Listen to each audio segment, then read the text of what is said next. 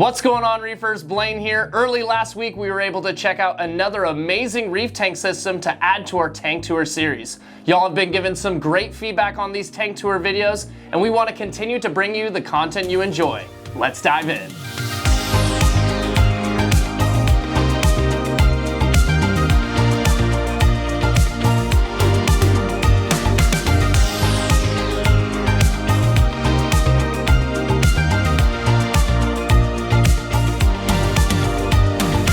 All right, Reefers, well, we have continued our tank tour series. We're out here with Manny. Manny, nice to meet you. Yes, thank Blaine. you so much for having me here. We're looking at this tank. Love it. Tank is looking amazing. What Thank size you. tank do we have here, Manny? So we got a 180, 72 by 24 by 25. And you said this was a Planet aquarium? Correct, Planet Aquarium. How long has this been up and running now at this point? I can say 2 years. 2 years? Yes. And you started off with dry rock, all that good stuff, and Correct. I'm gonna start with the dry rock and put it in my garage. In my garage, I start building little by little and see how the aquascaping going. And I don't know. People told me asking like, Manny, you know, what is that wall you created? I'm like, I don't know. That's my style. So dry rock, I love it. I always use live rock, but this display is just a lot of money. So I'm just go to the dry rock. for sure. The dry rockscape you did is amazing. Like you said, I've been seeing it, pictures on Instagram, Thank you. on your page, and it's absolutely unbelievable. I love how it just keeps kind of going up and up and up as you kind of crouch down and see more of the tank. It goes Right. all the way to the top. It's really cool. It's fully loaded with corals, obviously. It's a mixed reef. What was the plan for the tank when you were setting it up? Did you have a direction you were heading, or was mixed reef always the plan? Mixed reef, but I'm more LPS. I love LPS, but I love SPS too. So, but my main goal was LPS. So The LPS are crazy. I mean, right up front, that Scully garden, super nice. You have the trachees, the acanthophilia on the left-hand side of the tank. If you're thinking of some of your favorite pieces, I know that acanthophilia came from us at Top Shelf Aquatics. What are some of your favorite pieces you have in the tank right now? So favorite pieces right there. My Scully, love it. My Wilson right there, my Rainbow. These two, love it. And my Akins, I can say. But my favorite right there pieces is just, I don't know, my Scullies. Love it, always love it. Super, super nice. You have an amazing collection of Zoas too. And I've seen that you like everything under the rainbow, it seems like. Yeah. And you have quite the rainbow selection of corals too. When it comes to your fish, I see you have a nice group of clownfish. You have some Barbonius, Anthias. The separate different clown species, did you add them all together, or were they added in separately over time? Separately, yeah, like the frostbite, the clownfish, I put it forward in the group.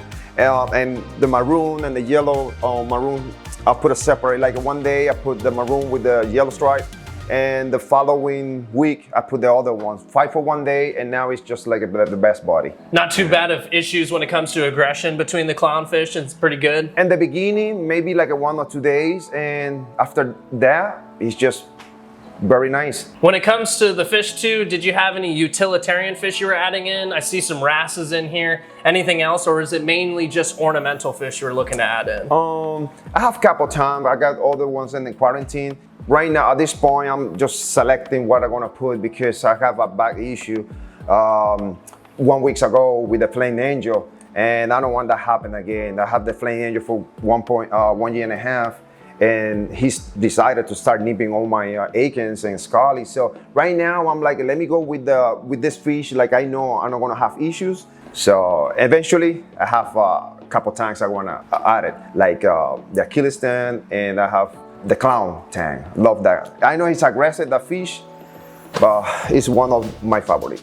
That's how I am with convict tangs. I really like convict tangs, but I know most of the time when you add them in, they can be total jerks and need to be sometimes the last fish you add in. Correct. I really like what you've done though when it comes to all of the different selections of corals too. You have them kind of slotted into gardens. They're kind of placed out throughout. You know, you have your acan garden, you got a torch garden above, you got your Zoa garden working all the way through the tank. Was that an idea you had in mind when you're kind of scaping out and placing corals? Or were you just putting things in, kind of putting them in? Before it was like a little messy, and through my hobby, I see, you know, you guys, I see all these people have different stuff to do, and I'm like, you know what, I like the idea. They created a little garden. So when I saw your tanks, I'm like, I'm gonna do the same thing, because in the end, it looks nice, and you have your colony right there. You know, it's not like all messy. Right. So I like the colonies, I like the gardens, but the beginning was a little crazy. It's more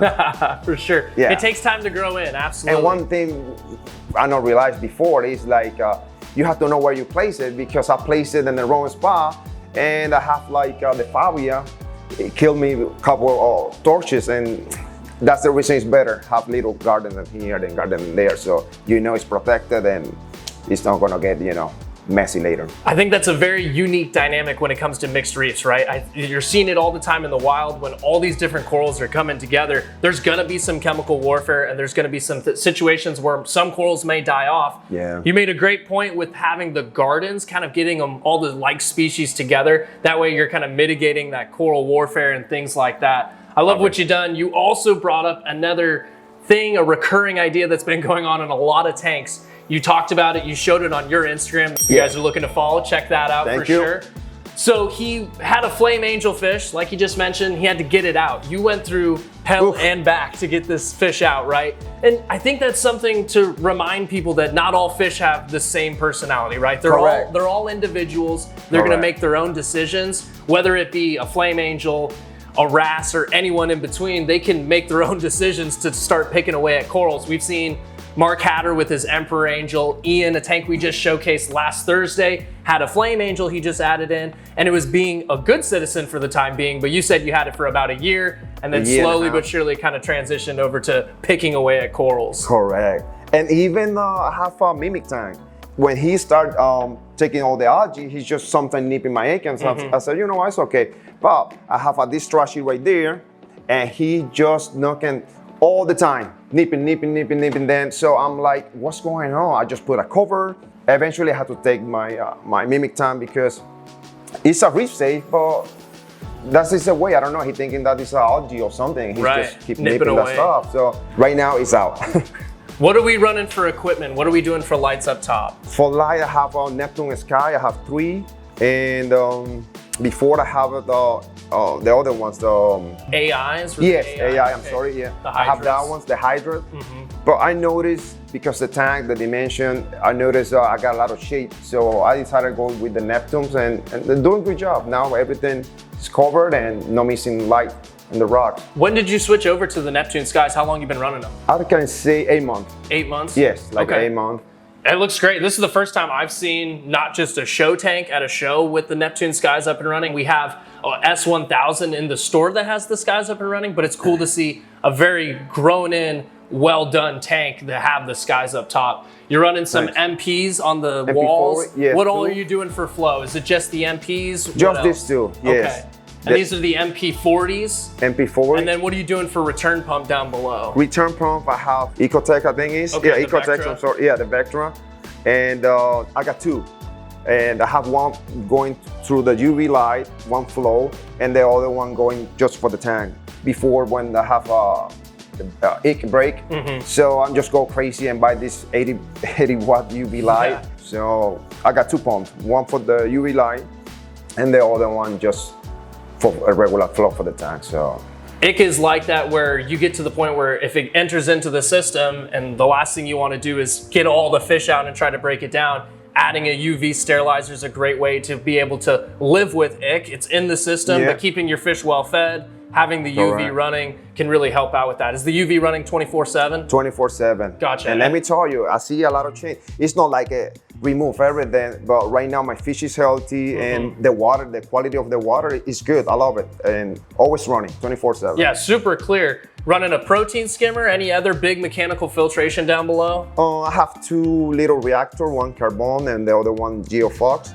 And that's it. Before I have cold water, but I don't need it. My pH is stable in 8.3, so I removed that. So the only 2, carbon and geofox. And then you have the fleece roller in front, right? Correct. Okay. I have that one. I purchased at the same time I purchased the tank. I see that new technology. Before I had this little suck thing. Right. You're not dosing kalkwasser like you just mentioned. I saw the Trident down there. Is that what you're doing to maintain all your parameters dosing wise? Are you utilizing the Trident? And are you dosing anything else in the tank yourself? No, I think I get a little lazy, but I leave everything to to the Trident, and he's doing a good job. Sometimes a monthly, I like check with all the tests and the HANA check and stuff in compare in case. But I see my coral healthy, and that's the first thing I notice. If everything looks good, I just release in the 100% in the Trident. I actually want to bounce back to your lights. How long are you running your light schedule for? So 10 hours. I have it. I start at 12:30 and turn off 10:30, 1 hour ramp. And start with blue and 6 with the white and turn back with blue. So running on an Apex system, correct? So you've kind of automated your entire system, all controlled onto the Apex controller. Are you enjoying having a controller on this system, automating this tank, making it a little smarter, we can say? I 100%. Before, when I'm starting this hobby, I'm just do everything, manually. I'm like almost quit the hobby. Right. So it's good. It's good. I always tracking the stuff on my phone, and so I like the system. Keeping the corals and the fish fed, what are you feeding the tank on a daily basis? So for the coral, I have different stuff. I have different coral amino from Bright. I have for Red C2, AB Plus for the coral, and Mysis 2. And I use a lot of stuff. I'm bad with the names, stuff. But I got different stuff. One day I use a pellet, other day I'm using frozen, and other day I'm using powder. So a mixture of things. Yes. I see some coral reacting better with the pellet, other coral reacting better with AB Plus. So I'm just watching what is the coral like, and that's the reason I have 3 different food. What do you feed in the fish? Are you frozen food, I got dry frozen, food? Yeah, I got that combination, frozen and pellet and flake. Because when I go vacation, I had to call somebody and say, hey, can you feed my tank? Right. So I have my automatic feeder for Neptune. Okay. So I use a pellet in there, and when the friends come and want to feed it, he can just put flake and not have to wait and put it in the cup and wait for defrost. So what are you doing for your maintenance? The tank is super clean, the sand bed's super nice and clean and white. What are you doing for maintenance when it comes to cleanup crew that you've added in, your own maintenance schedule? What are you doing to make this tank look so clean? So the UV is a plus, and the carbon reactor, very good. So every 3 weeks, I change the water if needed, and I have couple of snail, I have couple starfish. So that is just basic my crew cleaner. Before I have more blue crab, I forget the names, the hermit crab, and I don't know. For me, I feel like he's just nipping corals and stuff. I don't know. And when you feed it, you see the crab going in there and disturbing a little bit. So only snail and the starfish. That's been an internal battle for myself when I've been picking out my own cleanup crew for my tank. I'm usually just a snail guy, so you're making a good point. I mean, like a cleaner shrimp or something, crabs like that. Especially with all these LPS, you're probably gonna be doing a lot of feedings in those, and they're gonna wanna get in there and steal that food. How often are you feeding these big LPS pieces? Are you just doing it whenever you see them kind of showing a big feeding response? Or are you going in there with a schedule in mind, kind of going and feeding your specific gardens? Yes, I'm going like twice a week. And when I notice all the showing me like a little hungry, I forget how to say this one, the fish will have the tentacle. The feeding tentacles. So I'm going there and start putting. Normally it's doing like a 12 midnight, but I like doing every 2 days a week. Okay, 2 days a week? Yes, and if I know the algae, you know what, I've suspended the food and wait a little bit because sometimes I have break, so that is the time I'm just not feeding for that week and skip. What's been one of the biggest challenges you've had with this tank since setting it up? What's been one of the biggest roadblocks you've had to get through to get this? Was it breaking down the whole tank and trying to get that flame angel out? That is one. Or what was one of your biggest, roadblocks you've had to face when getting a tank to this level? The tank is beautiful. It's really amazing. The corals look really great, but there's bound to have been some hoops and bounds that you've had to go through to get to this point. So I think I have 3, and well, people don't know this. But one is the fish. That fish just drive me crazy. I cannot sleep thinking he's gonna keep destroying my tank. And the other one was the egg, and this hobby, everybody think like, you quarantine, but it's just so much controversy in there that I don't want to go in details. But but it's not going to eliminate 100%. So that was a big problem for me, the ick. And the second one was the aesthesia. I have caposthesia, and I'm like, let me remove it. And my big problem is I put my finger in there and then throw a scrub. And my friend told me, no, you're not gonna do that. Now you're gonna have thousands of those. So that too, right now is doing very good with the stuff I'm doing. And I put a couple rests to can eat it. So, but that three, the fish, the aesthesia, and the egg, it was like a nightmare for me.